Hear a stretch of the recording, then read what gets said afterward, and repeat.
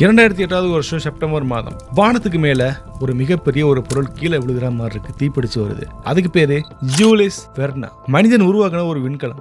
ஆனா கடைசியா அது தன்னைத்தானே அழிச்சுக்கிடுச்சு. இது தானா விழுகல, நம்ம மனிதர்களால விழுகப்பட்டுச்சு. ஸோ இது கண்ட்ரோல்டு டிஸ்ட்ராக்ஷன் சொல்லுவோம். இந்த மிஷன் பத்தி கண்டிப்பா நம்ம தெரிஞ்சே ஆகணும். ஏன்னா ஃபியூச்சர்ல இந்த மாதிரி பல மிஷன்ஸ் நடக்கிறதுக்கு சான்சஸ் இருக்கு. ஸோ வாங்க நம்ம அந்த கீழே விழுந்த அந்த மிகப்பெரிய விண்கலத்தை பற்றி பார்க்கலாம். எப்போ நம்ம அதை எக்ஸ்போஸ் பண்ண போகிறோம். Expose everything.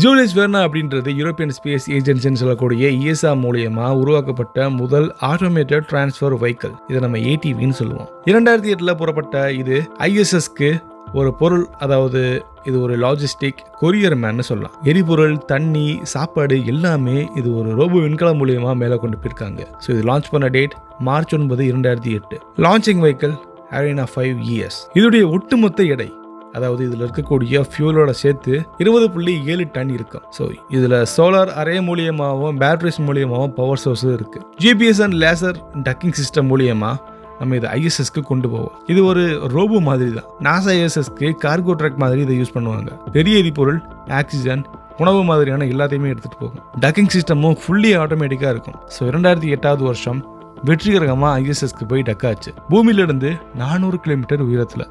ஜூலியஸ் வெர்னா ISSல இருந்து டச் ஆனதும் அதோடைய வேலை முடிஞ்சதும் அதை நம்ம அப்படியே விட்டுற முடியாது. அது ஆர்பிட் டெப்ரிஸா மாறிடும், அதாவது குப்பையா மாறிடும். அதனால யூரோப்பியன் ஸ்பேஸ் ஏஜென்சியோட இன்ஜினியர்ஸ் பிளான் பண்ணது அது நம்மளாவே பூமிக்குள்ள விழ வைக்கலாம். அது என்னன்னா, ஒரு ஸ்பேஸ் கிராஃப்ட் அது ஒரு கரெக்டான ஒரு ட்ராஜெக்டரியை ஃபாலோ பண்ணி பூமிக்குள்ள தள்ளி விடுறது. ரொம்ப டென்ஸான அட்மாஸ்பியர்ல அழிஞ்சு போற மாதிரி பிளான் பண்ணுவாங்க. அது ஒரு அழகான மர்மமா இருக்கும். ஆனா அந்த அழகு சயின்டிஃபிக்கா மட்டும்தான் இருக்கும். சரியா 29 செப்டம்பர் மாதம் 2008 சவுத் பசிபிக் ஓஷன்ல, அதாவது நியூசிலாந்துக்கும் சிலிக்கும் நடுவில் இருக்கக்கூடிய ஏரியாவில் இது விழுகணும் அப்படின்னு நம்ம பிளான் பண்ணோம். ஸ்பேஸ் கிராஃப்ட் ரீஎன்ட்ரி அப்படின்றது ஒரு தெர்மோடைனமிக் போட்டி மாதிரி. பூமியுடைய வளிமண்டலத்தோடு அது மோதும் போது வெலாசிட்டி 1 மணி நேரத்துக்கு 28,000 கிலோமீட்டராக இருக்கும். அது ஃப்ரிக்ஷனல் ஹீட்டிங் அதிகமாகி அங்கே இருக்கக்கூடிய ஏர் எல்லாமே அயனைசேஷன் ஆகும்.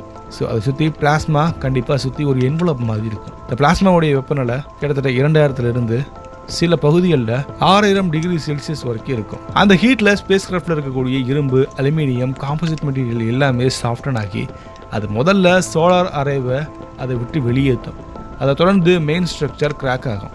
அந்த நொடியில் ஃப்ராக்மெண்ட்ஸ் பிரேக் ஆகி அங்கே உள்ள இருக்கக்கூடிய எல்லாமே ஒரு ஷூட்டிங் ஸ்டார் மாதிரி பூமியை நோக்கி விழுகும். அந்த காட்சி தான் நியூசிலாந்துக்கு பக்கத்தில் பல ரிசர்ச் ஏர்கிராஃப்ட் கேப்சர் பண்ணியிருக்கு. NASA, European space agency, France space agency எல்லாமே அந்த கேமரா அரே வச்சு அது அழகாக ரெக்கார்ட் பண்ணியிருக்காங்க. இது அட்மாஸ்பியரிக் ரீஎன்ட்ரி அப்சர்வேஷன் கேம்பெயின்னு சொல்லுவாங்க. ஒரு கேள்வி வரும், நம்ம எதுக்காக இதை அழிக்கணும்? பலர் கேட்குறாங்க, இப்படி பெர்ஃபெக்டாக ஒர்க் ஆகுற இந்த ஸ்பேஸ் கிராஃப்டை நம்ம எதுக்கு அழிக்கணும்? நமக்கு இது காஸ்ட் வேஸ்ட் தானே அப்படின்னு நினைப்போம். பட் ஆன்சர் சிம்பிளாக சயின்டிஃபிக்காக சொல்லணும்னா இது ஒரு ரீயூசபிள் கிடையாது. அதனால அதை ஆர்பிட்டில் விட்டால் அது ஸ்பேஸ் டெப்ரிஸில் ஒன்றாகிடும். அந்த space debris future satellite, ISS, ஆஸ்ட்ரோநாட்க்கு ஒரு மிகப்பெரிய அபாயத்தை ஏற்படுத்தும். அதனால யூரோப்பியன் ஸ்பேஸ் ஏஜென்சி டிசைட் பண்ணது அது அழிக்கிறது தான் முக்கியமான ஒன்று. அது அடுத்தடுத்த இந்த மாதிரியான ATPக்கு, அதாவது ATPன்னு சொல்லுவோம் இல்லையா, அந்த ஆட்டோமேட்டட் டிரான்ஸ்ஃபர் வெஹிக்கிள், இதோடைய அடுத்தடுத்த டிசைனுக்கு இது ஒரு முக்கியமான ஒரு படிக்கட்டாக இருந்திருக்கு. ஜூலியஸ் வெர்னா ATV-1 அப்படின்ற அதோட ரீஎன்ட்ரி அனாலிசிஸ் மூலியமா யூரோப்பியன் ஸ்பேஸ் ஏஜென்சி, நாசாவோட இன்ஜினியர்ஸ் 1000க்கும் மேற்பட்ட டேட்டா பாயிண்ட்ஸை ரெக்கார்ட் பண்ணாங்க. அதோட டேட்டா ஆதாரமாக வச்சு அதுக்கப்புறம் ஒரு மிஷன்ஸ் நிறைய சக்ஸஸ் ஆகிடுச்சு. ஃபார் எக்ஸாம்பிள் ஆல்பர்ட் ஐன்ஸ்டீன் அப்படின்ற ஒரு மிஷன் சக்ஸஸ் ஆகிடுச்சு. தென் இந்த மாதிரியான பல சேட்டலைட்க்கு இது ஒரு டிசைன் மாதிரி ஆயிடுச்சு. இந்த ரீஎன்ட்ரி எக்ஸ்பெரிமெண்ட் மூலியமா யூரோப்பியன் ஸ்பேஸ் ஏஜென்சி இன்ஜினியர்ஸ்க்கு மட்டும் இல்லாமல் நம்ம ஒட்டுமொத்த மனிதனத்துக்கும் கிடைக்க ஒரு முக்கியமான விஷயம் fragments and sequence timing, plasma temperature profile, structural burn rates, aerodynamic torque, அது ரீஎன்ட்ரி ஆகும்போது எவ்வளோ இருக்குன்னு பார்க்க முடிஞ்சது. இந்த டேட்டா இன்னும் ஸ்பேஸ் எக்ஸோடைய டிராகனுக்கும், சைக்னஸ், HTV எல்லாத்துக்குமே ஒரு பயோனியர் மாதிரி. ஈவன் நம்ம நாசாவோட ரீஎன்ட்ரி ப்ரொடக்ஷன் மாடல்ஸ் கூட இந்த ஜூல்ஸ் வெர்னாவோட டேட்டா முன்னால் அது ரீகன்ஸ்ட்ரக்ட் பண்ணப்பட்டிருக்கு. ஸோ சில ட்ராவல்ஸ் முடியறதில்ல, அது தொடக்கத்துக்கு கூட டைரக்டாவோ இன்டெரக்டாவோ ஜாயின் ஆயிருக்கும். ஸோ அது மாதிரி தான் ஜூலியஸ் வெர்னா அப்படின்றது அந்த காலத்தில் ஒரு அழகான தொடக்கமாக இருந்திருக்கு.